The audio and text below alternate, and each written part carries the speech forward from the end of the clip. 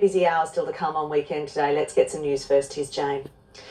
Thank you, Beck. Catastrophic flooding has now tracked its way down from the mid-north coast of New South Wales and is now threatening Sydney this morning. The Warragamba Dam has reached capacity and is spilling over, putting communities in the city's west on alert. Towns across the mid-north coast are now underwater. Homes, as we've heard, ripped from their foundations. Roads have disappeared. Evacuation orders are in place right across the state. Over the past 24 hours, there have been nearly 3,000 calls for help to the SES and 450 flood rescues. We have reporters across this rapidly escalating emergency. First to today's Gabrielle Boyle in Windsor, northwest of Sydney. Gabby, good morning. The Hawkesbury River is flooding.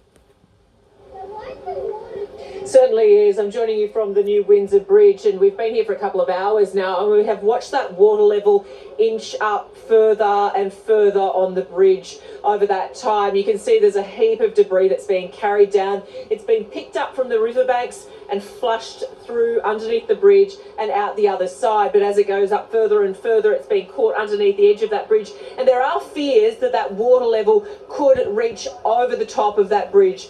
The locals were told when this bridge was being built that it was the unfloodable bridge, but certainly now it looks anything but. An absolute mess here, and can you imagine what that is going to be like to clean up when eventually these water levels recede? But of course that won't be happening anytime soon.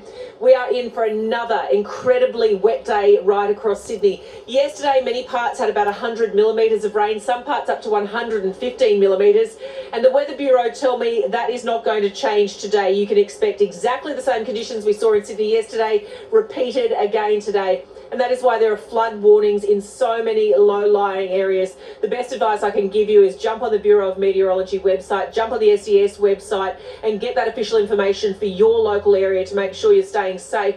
But certainly what we know is many roads right across Sydney and the broader area are closed this morning because they are simply too dangerous to drive on, including many roads in and around Windsor here this morning. We've caught up with some of the locals that have turned out to see this incredible scene. If they'd be over this bridge another couple of hours, wouldn't it be? It's a shame they didn't build a higher bridge further downstream. This is the only place where they tell you to build a bridge and get over it. We build one and you can't go over it.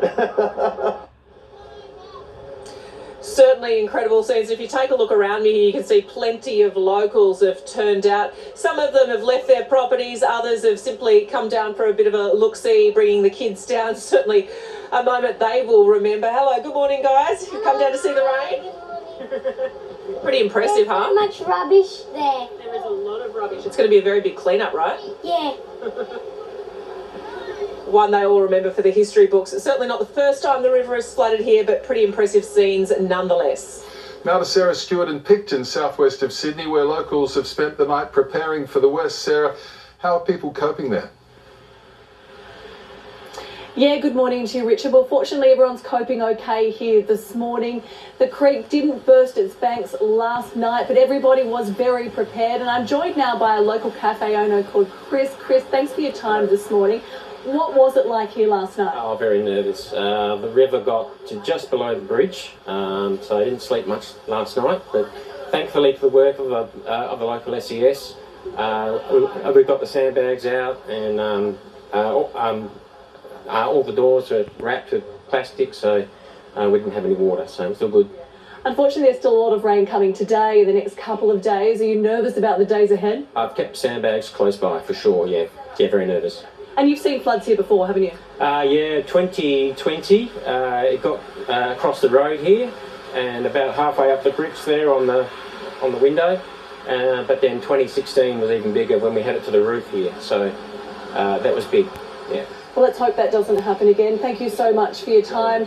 We did have 159 millimetres in the creek yesterday. We are being told there's a lot more rain on the way over the coming hours. Hopefully it will continue to go down, but everybody is just watching, waiting and hoping for the best.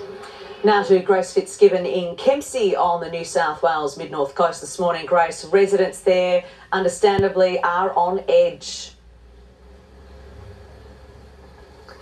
Good morning. Yes, they certainly are, and for very good reason. Have a look at the Macquarie River behind me here. It continues to rise. We had relentless rain overnight here in Kempsey and into this morning.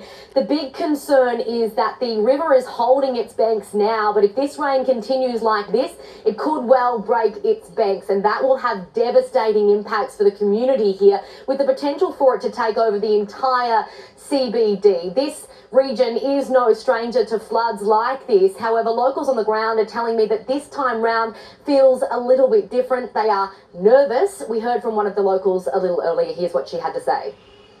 Supposed to get more water, more rain, you know, like, and we're already at capacity.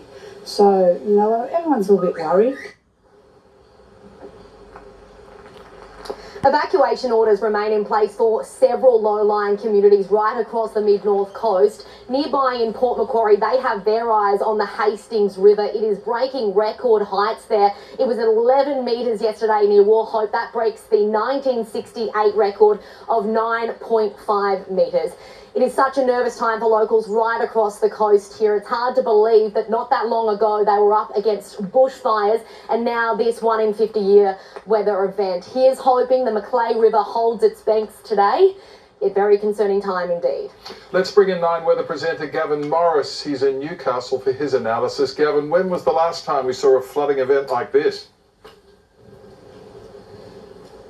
Wow, Dickie, firstly on Friday morning I said that this weather event will be like no other. It's incredibly unique. Typically we have east coast lows that form and unleash a huge amount of energy in one particular area. Here in the Greater Hunter, 1955, 1974 in southeast Queensland.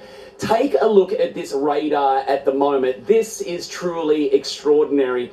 We have a rain band that extends off the southeast coast of Queensland and ends at Melbourne. It's over 1,500 kilometres long. Why is it there? Why is this happening?